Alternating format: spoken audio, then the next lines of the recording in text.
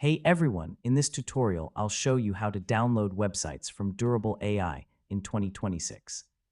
So if you want to save your website files, create a backup, or export your project for future use, here's what you need to know. First, sign in to your Durable AI account and open your dashboard.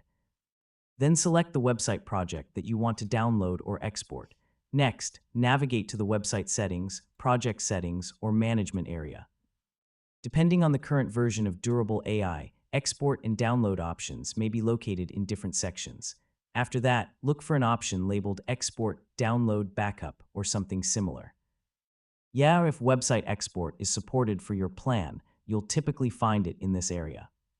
Finally, keep regular backups of important website content whenever possible so you always have access to your work. And that's it.